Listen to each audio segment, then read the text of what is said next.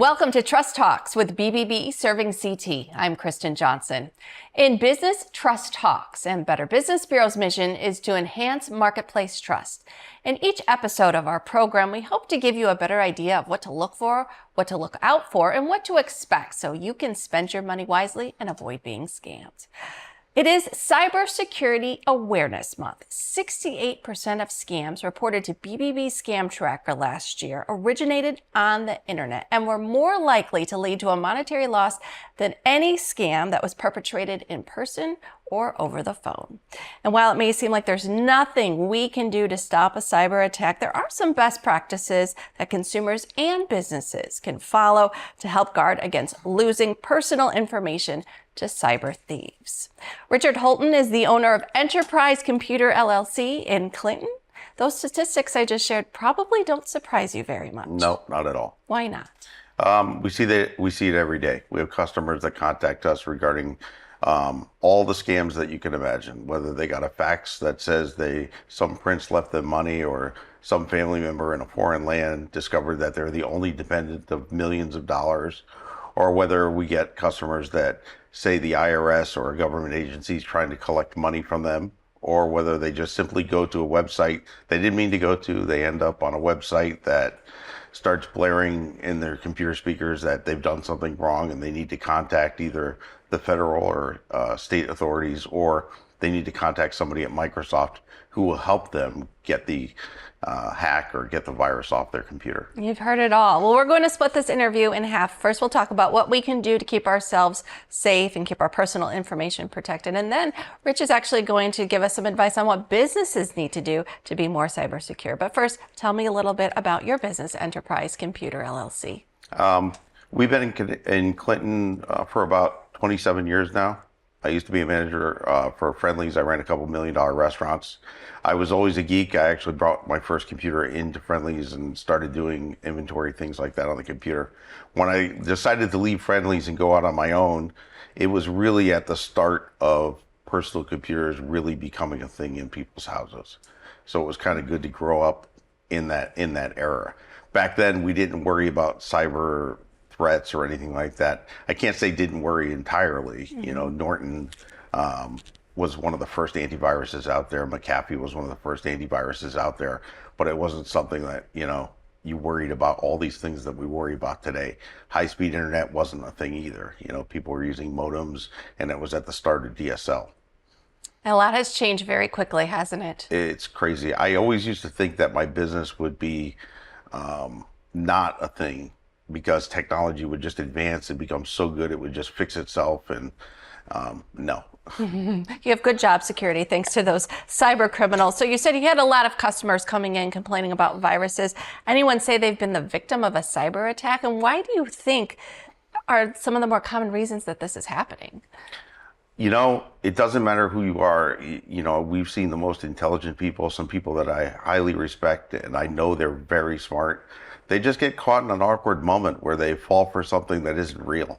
They get a call on the phone that says, there's something wrong with their computer. The caller is from Microsoft. They want to hop on the computer and protect them, and they make it seem real. The customer gets them on their computer remotely, and allows them to access their stuff. I've seen several hours into it, the customers will call us and they'll say, hey, we let them on for hours and they were on our computer for hours and it doesn't seem like they did anything. And can you take a look at our computer to see if we were hacked or they stole our information? And that's scary because once they have access to your computer, they have access to anything on it, bank accounts, social security numbers. And as you said, it really can happen to anyone. I mean, we've talked to doctors, teachers. If you don't think it can happen to you, you're just more likely to become the victim of a cyber attack. Yeah, it's a very scary thing. People will say, I've had customers come in and said they've received notification from some authority that said they've had pornography or some illegal content on their phone. And I asked the customer, do you have something like that on your phone? They're like, no. And I said, well, why would you want to pay somebody to get something that is not on your phone? And why, in thinking about it afterward, they see the rationale and they see, why they shouldn't be doing it. But in the minute, they get so afraid that something's going to happen to them, or some government agency or some somebody's going to come and arrest them or something for something they have on their phone because they don't think they did anything, but who knows? And there's that pressure to act, right? And that's when you got to take a step back and pause and talk to someone you trust, like yourself. It's crazy. I know a woman who came in a couple of weeks ago, and she actually went to a Bitcoin ATM and deposited money in the Bitcoin ATM to pay somebody to fix her computer remotely. Scary. And that Bitcoin, I mean, once it's gone, it's gone. It's gone. It's like cash. anything else. The reason why, customers will talk to people on Instagram because people need, we're people. We like to talk to each other. We like when people take interest in us. And sometimes the internet is good for that and bad for that because people will take interest in you and start a conversation with you, find out a lot of information from you that you don't think is important. They'll social engineer a way into your life. And then before you know it, they're asking you to go to Walgreens and buy Apple gift cards, or they're asking you to go and buy to Walmart and buy Walmart gift cards. And they have some dire need that they need your help, and scratch off the cards, take a picture, text it to them so that they have it, and then they either disappear or they continue on the extortion for a long time.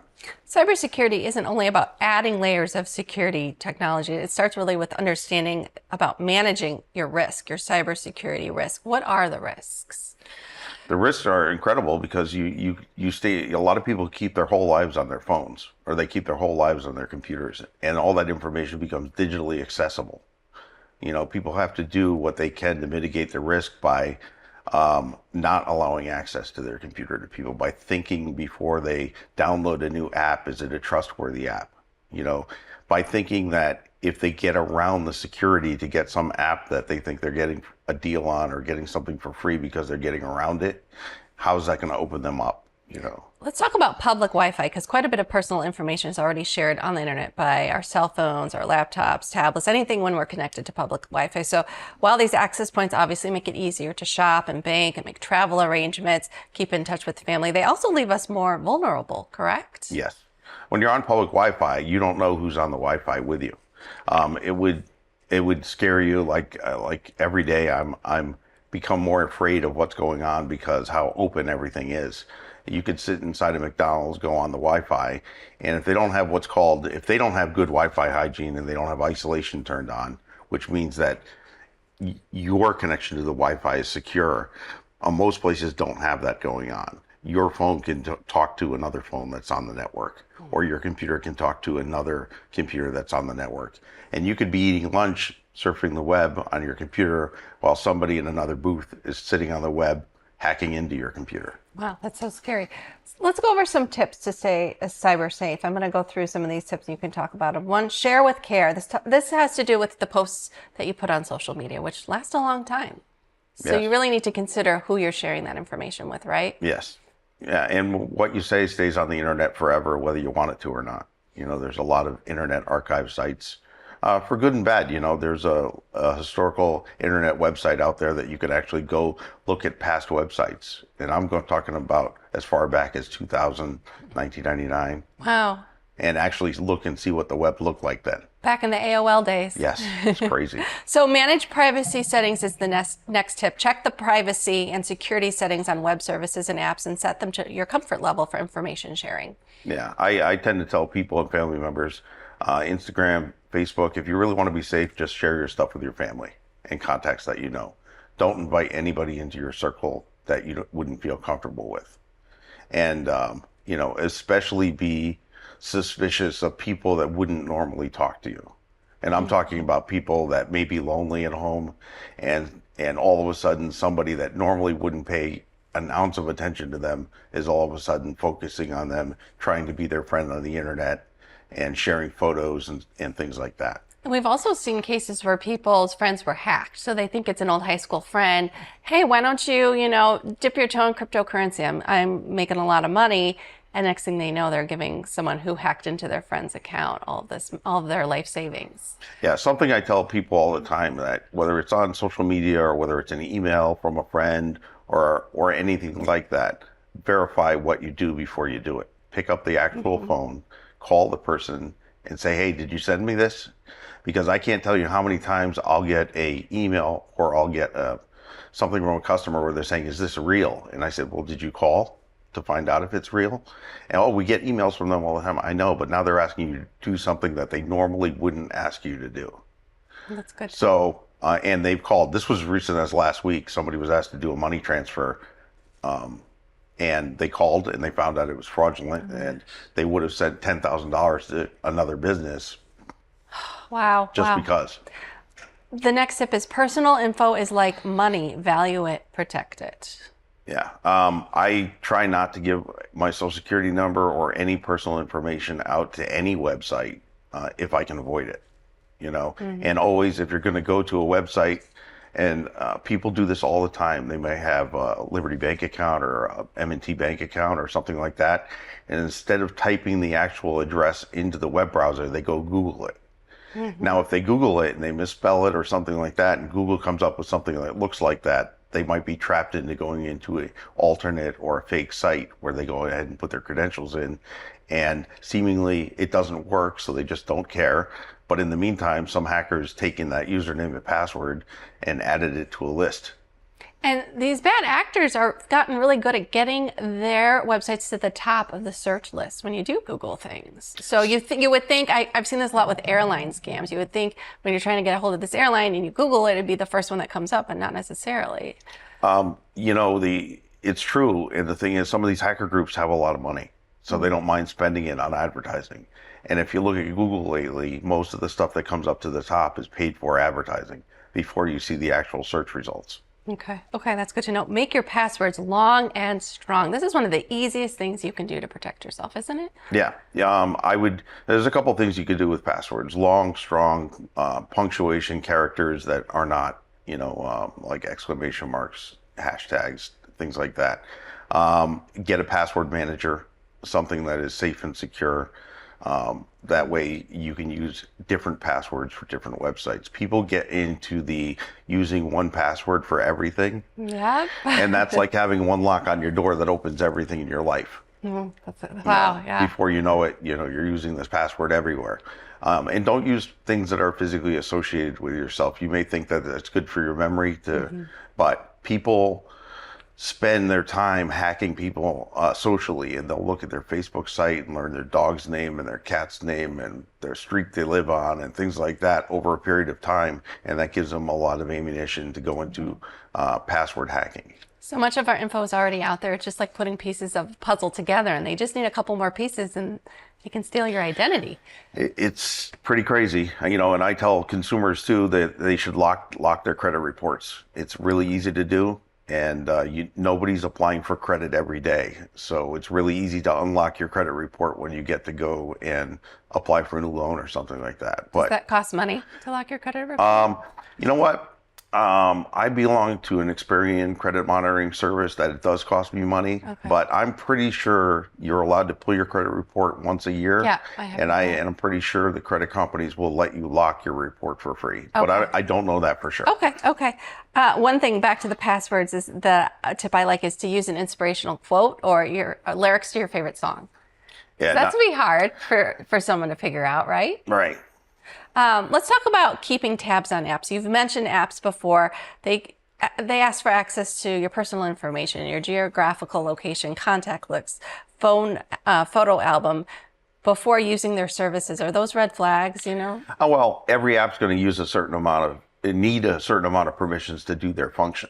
For one, you want to use a reputable app. You want to look to see how many users are downloaded the app. You get an app that looks like a major app like iTunes, but it only has like three users that have downloaded, or even 1,000 users. That's not the right app.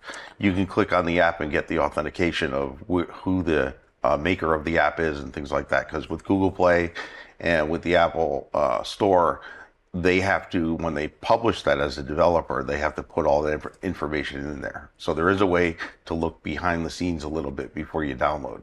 And also, something that I like that's really good is the ability to just use this permission when the app is open. When they close the app, they no longer have access to that function. And updates are important because they have security. Updates are very important. I tell everybody just turn automatic updates on. leave your phone connected at night, so that way overnight it's never impeding you using your phone or anything like that, and everything just stays up to date. And the other important thing is backup, because even if you have some kind of thing that happens or a hacker gets in and corrupts your data or something like that, backup to the cloud is very cheap. Whether it's through Apple or through Google, very cheap, very automatic. I learned my lesson when a SIM card flew out of my phone and I lost all my daughter's pictures. Oh, wow. This was a long time ago. And then I found out that I could pay $1 to Google and have Google Cloud back up my photos, So that way, if something happened to my phone, and that wasn't even malicious, that was just an accident.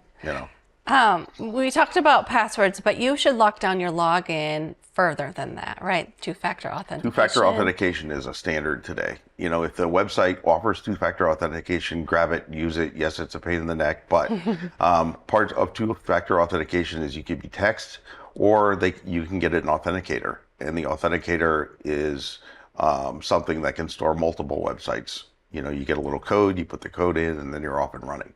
Some websites and some apps have offered biometric access, and that's great too. So you can just use your fingerprint and you're into whatever you happen to be in. I think American Express is like biometric.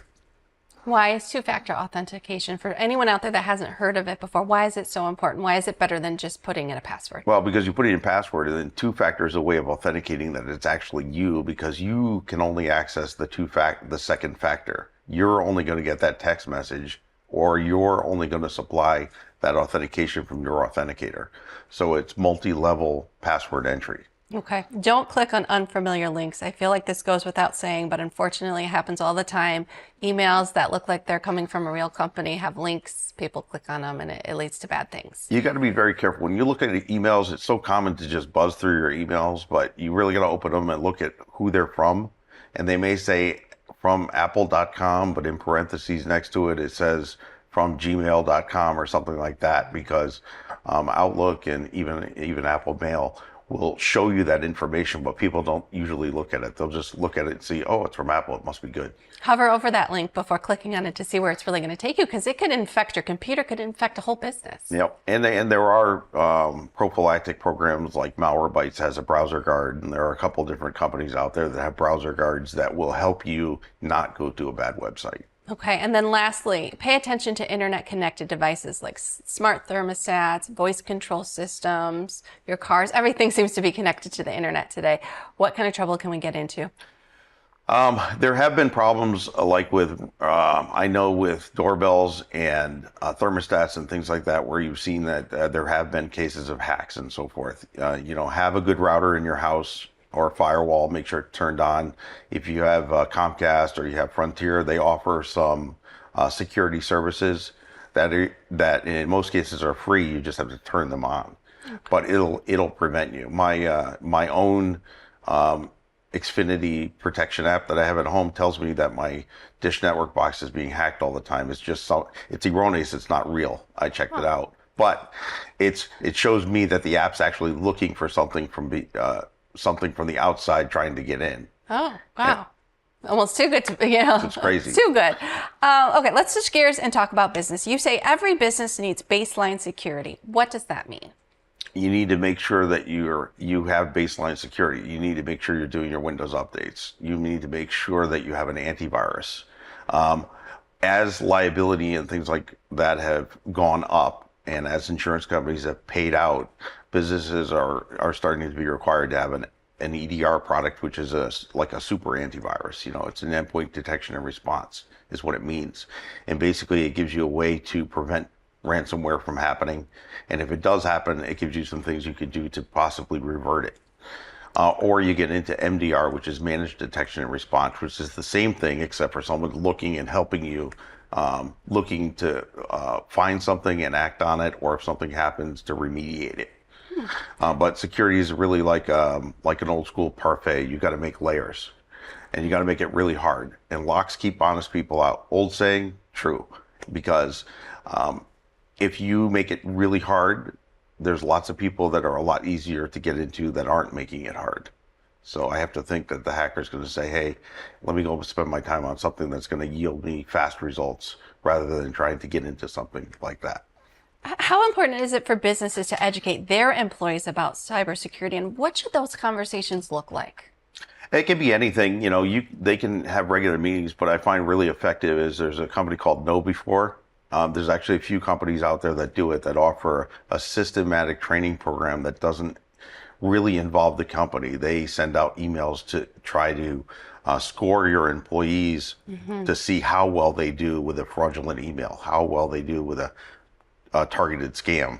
But these wouldn't be causing actual damage, and they give the directors, managers, owners insight into the how their employees are handling cybersecurity, and give them training on how to get better at it. Okay, because we hear so much about business email compromise. It's not just those at the top, but it's everyone below them that might be trying to please their boss and answering these requests to go buy gift cards or wire money when really it's just a scammer or a hacker. A common one is a payroll person who gets a request for an employee who wants to change their bank to deposit their paycheck in, and they just send an email saying, hey, this is Joe. I just want to change my account number, and it works a lot.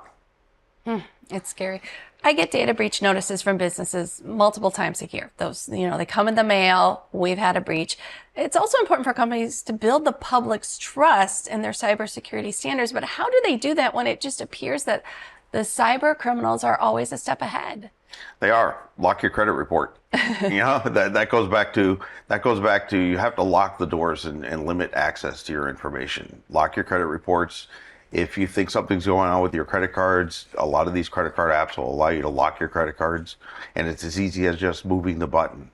So, I'm not saying lock your credit card in between every purchase. It might come down to that eventually, but the thing is, there are a lot of things you can do to prevent your theft. Buy a shredder, even at home, shred your stuff. I shred everything that I get because I don't want somebody going through my trash and piecing pieces of my life together to use against me or to steal things from me. Okay. Do things like make sure that, large transactions and stuff like that, if you can do them in person at the bank or in person at the town hall, are really good. I'm not a big fan of everything that's becoming digitized, that's allowing hackers to get in and get something from a town or get something from the state. So here's an interesting stat. 68% of global organizations have experienced at least one cyber attack, and this year the cost of cyber crimes is forecasted to reach $9.5 trillion, with small businesses being a popular target. So businesses not only need to put in measures to avoid cyber attacks, but they also have to have a plan in place in case it happens. What should that plan look like? Well, that's a continuity plan. And that's something that, and like I said, in the past couple of years, insurance companies and companies getting hit for big amounts of money, it's not only what they lose at that one particular moment, it's how long it takes them to get back in business. Because without a continuity plan and without a strategy and without backing up, it can take you a long time to put your business back together. So you should have a comprehensive backup plan. You should have backup that doesn't sit just inside your building, that you can access, even if it's not a hack, it's an act of God, and you have a fire and the place burns down, that you can still conduct business and do things as quickly as possible. I forget what the statistic is, but it's high about the amount of businesses that fail after a cyber attack because they can't recover. They lost their accounts receivable, they lost their accounts payable, they just can't function. Or they lose the proprietary information they have that they need on a daily basis. The common thing customers tell me all the time is, oh, we don't really do much. But if you take their computer away from them for a day, you find out how much they really do. Time is money. Some trending cybersecurity threats are business email compromise, which we already talked about with the payroll example, malware and ransomware threats, cybercrime cash out processes with cryptocurrencies, that's a mouthful, and crime as a service. What is a malware or ransomware threat that you often see targeting businesses? It could be anything. You can go to a website by accident, click on a link. You can open an email, click on a link. Email filtering is also a good thing to have for a company. It's part of the layered approach, is to have an email security company who's pre-scanning emails for you and looking for things, they call it DSP, where they're actually looking for information leaving your company. That might be account numbers, credit card numbers, and things like that. And the mail companies can stop that before it leaves the network. Okay. Cybercrime crash out processes with cryptocurrencies. Have you heard of that before? I'm imagining that's sort of like the woman that I told you that went down. Not that term specifically, but there are a lot of people that are trying to get people to invest in not just Bitcoin, but other cryptocurrencies and join their trading groups and things like that. But I haven't heard that term specifically. Okay, and crime as a service. Oh, yeah. There's a lot of hacking groups that are like for hire out there. Really? Yeah. Oh my gosh. Because you're not talking about just the U.S. The world is connected now and connected at high speed. So you have hacking groups that are available, just like countries can hire mercenaries. What is the most important tool businesses need to equip themselves to combat these threats? Well, no matter how big your business is, because we've seen businesses that are small get crippled, and we've seen large businesses that get crippled, and we've seen Fortune 500 companies get crippled. Like just a few months ago with the CrowdStrike event that cost Delta Airlines $1 billion. You know what? Economies to scale. If you put down a local lawyer's office, for a month, that's gonna put that local lawyer in a real pickle. So I know that protecting data is crucial. What are the best ways for businesses to protect their data? Backup. Easy, just do it. Well, because no matter what, just like a disease in a body, when a virus comes out, there's always victim one. You're going to get by the security, you're going to get by what they have in place, or they're not going to have anything in place. But if you have a backup, at least you have something that's not infected that you can get back up and running in a reasonable amount of time. And backup can be cheap. It doesn't have to be expensive. There are a lot of backups out there. Kaseya makes a backup that is a lot more expensive for a business, but is actually a continuity plan where, you're backing up to a device. Let's say your server goes down for whatever reason, ransomware, whatever, you can actually go back to the last backup and run it on the device so that you can keep your business running while you figure out how to fix it. Rich, you have been so helpful today, and I hope everyone takes these tips and really utilizes them. Before we go, you've been accredited with BBB for 23 years, most of the length of your business. Why did you seek accreditation way back when, and what do you hope it says to your customers? Well, I think the funny thing is it came from an electrician. And I used to hang out with a lot of older people in business who would always tell me how to do things and get me some experience I didn't have. And he said that the BBB was a great thing for him because it enabled customers to check with the BBB about the status of his business and reviews and complaints and things like that. And it held him to a higher standard because he knew that, customers would be talking to the BBB. So it just helped them to a higher standard. I thought it was a natural fit, that we joined the BBB, we hold ourselves to a higher standard. And I think it also helped if there is a problem with the BBB. I've never had to do it, but I've always liked the mediation offering. That if there was a big problem with the customer or something like that, the BBB could step in and help mediate that so the customer leaves good and the business leaves good. Well, we thank you for being accredited, and thank you for the wealth of knowledge that you've shared today. We really appreciate it. Enterprise Computer out of Clinton, a great resource for people out there. So thank you. Thank you. And we thank you for joining us today. Even though it is Cybersecurity Awareness Month, these are tips that we should be using every single day. Every day we should be cyber aware. Thanks again for joining us, and we'll see you next time.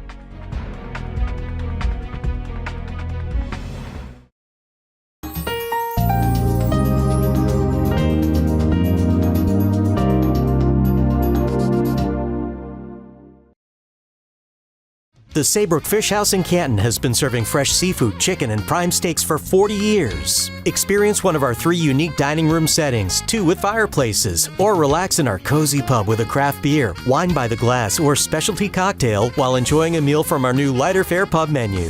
Serving lunch and dinner Tuesday through Sunday. Reservations accepted for parties of 2 to 42. Gift cards always available. The Saybrook Fish House, nestled at the crossroads of routes 44, 202, and 179 in Canton.